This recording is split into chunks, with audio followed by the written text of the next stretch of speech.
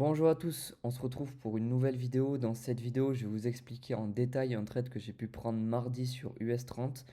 Donc j'ai pas pris ce trade tout seul de mon côté, j'étais en live avec les membres du groupe Discord gratuit. Donc il y avait aussi quelques membres pro. On a mélangé j'ai fait un live, voilà, j'en fais de temps en temps des lives où tout le monde peut y avoir accès. Bien entendu, j'en fais pas autant que dans le groupe pro parce que bien sûr, les personnes qui sont dans le groupe pro ont plus d'avantages. Mais j'en fais de temps en temps, donc habituellement c'est une fois par semaine ou toutes les 2 semaines que je fais un petit live pendant ma session de trading. Donc je vais vous expliquer en détail pourquoi j'ai pris ce trade. Donc certains membres l'ont pris aussi.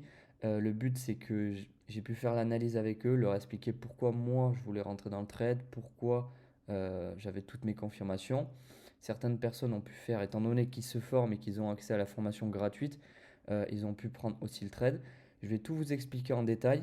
Je vous mettrai aussi des résultats de membres et je vais vous expliquer voilà, tout en détail sur le trade, pourquoi je l'ai pris et quelles étaient mes zones. Donc c'était un trade en vente sur US30, donc comme toujours à l'Open de New York. Donc comme on peut voir là depuis quelques temps, donc je me suis mis en replay bien sûr pour que ce soit plus simple. On était en tendance baissière, enfin en retracement en plus petit time frame parce qu'en grosse time frame on est vachement haussier quand même si on se met en daily ou même 4 heures, on est très haussier. Donc déjà dès qu'on descend en 2 heures, 1 heure, on était quand même baissier sur un gros retracement. Donc, comme toujours, on traite dans la tendance de marché. Donc, j'ai donc attendu, pareil, un retracement pour reprendre des ventes. Parce qu'encore une fois, ce qui est important de faire avant toute chose, c'est d'analyser, de faire une analyse multi-time frame, donc une top-down analyse. Donc, on part du top, donc des plus grosses time frames, et on descend pour savoir, et après, on met en corrélation toutes les time frames. Donc là, j'avais les plus grosses time frames, donc une ou deux time frames qui me montraient qu'on était haussier, mais le reste me montrait qu'on était baissier. Donc je continuais pour l'instant dans la tendance, donc à la baisse. Donc j'ai principalement cherché des ventes. Donc qu'est-ce que j'ai fait?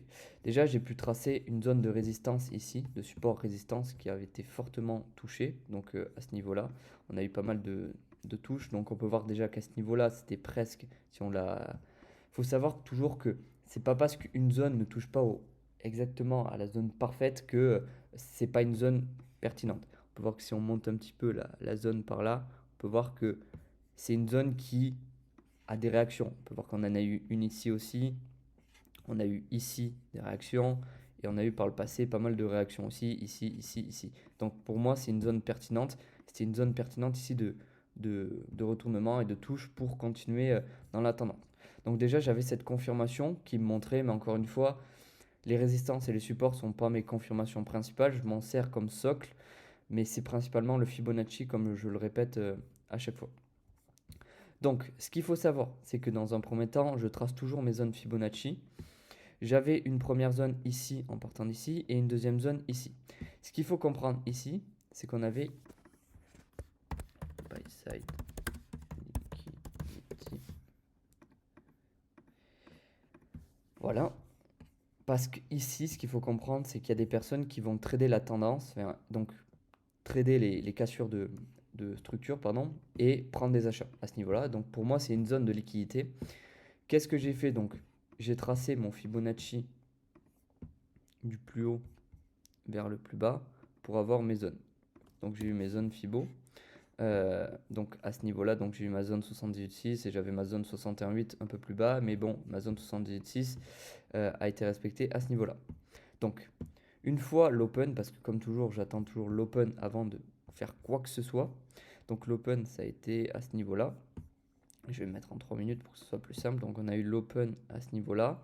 On a eu une forte bougie explosive. Donc on a eu un changement de tendance et un break of structure par la suite, donc haussier. Ici, on a cassé la buy side liquidité. Donc ce qu'il faut comprendre, c'est que ce que j'expliquais notamment dans le live l'autre jour, c'est qu'il faut différencier une prise de liquidité et un break of structure pour continuer dans la tendance. Là, si on se met en 3 minutes, on a une bougie complète qui casse la structure. Donc si on reste en 3 minutes, c'est pertinent de se dire oui, en fait, on va peut-être continuer. Mais si on se met en 15 minutes, on peut voir qu'on a une grosse mèche à ce niveau-là qui a pris de la liquidité. Et pour moi, ça, c'est un signe de retournement. Certains appellent ça des rejection blocks.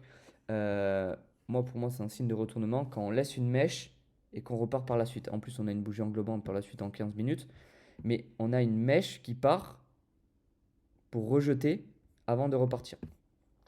Donc c'est pour ça qu'il ne faut pas rester qu'en petit time frame, même si on trade sur des unités de temps assez faibles, il faut regarder aussi en grande. Quand on se met en 30 minutes, pareil, on a une grosse mèche, on voit que ici ça prend toute la liquidité. Donc pour moi ici c'était une confirmation supplémentaire de on prend la liquidité, on réagit dans la résistance et dans le 78,6. Donc déjà j'avais 3 confirmations pour me montrer qu'on voulait baisser. Qu'est-ce que j'ai attendu par la suite? Donc je me mets en 1 minute comme toujours, 1 ou 3 minutes. En 1 minute, donc ici j'avais un order block, donc en 1 minute, je ne traite pas les order blocks en 1 minute, mais on a eu un premier changement de caractère. J'avais un fair value gap à ce niveau-là, qui aussi me montrait en fait que, parce que en soi on pouvait aussi continuer de monter, donc si le fair value gap ici était respecté, on aurait pu continuer de monter. C'est-à-dire que c'est pas parce qu'on a un changement de caractère que je vais vendre de suite. Certains vont vous dire en fait, dès que vous revenez à ce niveau-là, vous allez, parce qu'il y en a ceux qui traitent des concepts d'ICT, comme je peux le faire aussi, ça c'est un breaker block. On casse à la hausse, on prend la liquidité, on casse à la baisse, on sweep aussi, et on réagit et on vend au niveau de l'order block qui n'a pas été respecté, donc un breaker block. Moi, je ne me base pas comme ça. Ce que je vais faire moi, c'est que je ne vais pas attendre juste et rentrer comme ça. Je vais donc attendre. Là, j'ai vu qu'on avait un FVG. Déjà, dans un premier temps, en 1 minute, j'ai vu qu'il avait été respecté. Donc, j'avais une première confirmation qui me montrait que on voulait commencer de baisser. On a commencé à baisser encore, mais ce que j'attends toujours, c'est qu'une fois que j'ai eu ma confirmation, c'est que j'attends une bougie englobante. Sans bougie englobante, je ne vais pas rentrer. Parce que pour moi, une bougie englobante, ça montre que les vendeurs, donc là ici dans le cas, sont plus forts que les acheteurs. Parce que du coup, la nouvelle bougie va englober la précédente. Moi, c'est une confirmation que j'ai mis dans mon plan de trading et qui me correspond. Après, c'est encore une fois, vous faites ce que vous voulez. Là, je vous explique juste mon trade et ce que moi je mets dans ma stratégie. Après, c'est à vous de faire vos propres recherches, à vous de voir ce qui fonctionne pour vous. Moi, je vous explique juste mon point de vue et comment moi j'ai pris ce trade. Ma bougie englobante, je l'ai eu à ce niveau-là. Donc, comment on peut voir à ce niveau-là, on a une bougie 1 minute qui englobe la bougie verte qui est à ce niveau-là. Donc, ça, c'est ce qui, on peut voir, a été pertinent. Donc, on a eu la bougie verte, la bougie rouge, pardon, qui a englobé la bougie verte. On avait à ce niveau-là un FVG 1 minute avant que la mèche revienne. Donc, j'ai eu encore une confirmation de on respecte notre fair value gap 1 minute. Je suis rentré à ce niveau-là. Habituellement, je vais mettre mon stop loss au-dessus de l'ancienne structure, mais le fait qu'on ait déjà réagi dans dans le FVG pendant 1 minute, pour moi, c'était pertinent. On avait en plus le breaker block. Donc, j'ai mis mon stop loss au-dessus du fair value gap 1 minute. Donc, c'était quand même un stop assez serré. Mais pour moi, en fait, on n'avait pas de raison de revenir. Donc, et surtout après, avec cette mèche puissante baissière. Donc, pour moi, c'était quand même pertinent de rentrer à ce niveau-là et de mettre mon stop très au-dessus de ici. Pardon. Donc, je suis rentré avec mon stop à ce niveau-là, un stop serré. J'avais mes zones d'achat parce que, comme toujours, quand je rentre en vente, je vais placer mes zones pour sortir en fonction de mes zones d'achat. Donc, j'avais mon 61,8. Et ce que je vais attendre pour sortir de position, c'est que si j'ai un mouvement et une confirmation inverse, je vais sortir de position. Comme on peut voir à ce niveau-là, donc j'avais ma zone 61,8 à ce niveau-là et ma zone 78,6 à ce niveau-là. J'ai eu à ce niveau-là, dans le 61,8, une bougie englobante. Donc j'ai clôturé la totalité de mon trade à ce niveau-là, après la bougie englobante, pour un ratio de 3,40. Bien sûr, avec le spread et tout ça, on n'était peut-être pas à 3,40 au total. Mais déjà, en plus, j'avais une prise de liquidité à ce niveau-là, très importante. Donc voilà, pour moi, c'était un trade très pertinent. Honnêtement, le trade par la suite est allé encore plus bas. Mais moi, je visais, comme pour les personnes qui me suivent régulièrement le savent, je ne vais pas aller chercher des 1 pour 5, 1 pour 6. En moyenne, je vais chercher du 1 pour 2, 1 pour 3. Parce que je prends plusieurs trades habituellement. Soit je prends un trade par jour, et des fois je ne vais pas trader. Ça m'arrive de ne pas trader aussi, mais ça peut m'arriver de prendre plusieurs trades. Des fois 2, 3 trades dans la journée. Et je ne vais pas aller chercher des 1 pour 5, 1 pour 6. C'est notamment la vidéo que j'avais faite l'autre jour en facecam où je vous expliquais. Il faut comprendre que des 1 pour 5, 1 pour 6 ou autres, on ne va pas aller en chercher tout le temps. En moyenne, déjà, si vous allez chercher des 1 pour 2 régulièrement, c'est déjà très bien. Donc, j'ai coupé la totalité de mon trade à ce niveau-là. Pour moi, un 1 pour 3, 40, c'est un très beau ratio. Et voilà, donc c'était un trade assez simple. Dans tous les cas, je vous mettrai tous les résultats des membres, le résultat du trade que j'ai pu prendre. Et puis voilà, c'était un trade très simple qui suit la stratégie.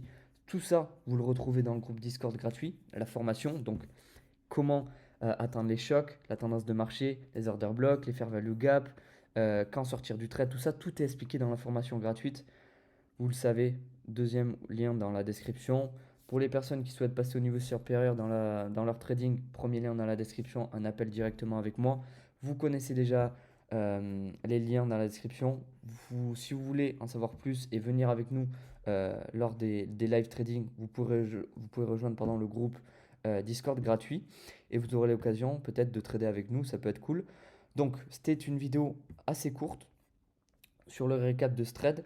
N'hésitez pas à poser des questions si vous n'avez pas compris, directement de venir dans le groupe gratuit et de poser vos questions sur le trade. Dans tous les cas, j'avais partagé aussi l'analyse. On se retrouve pour une prochaine vidéo.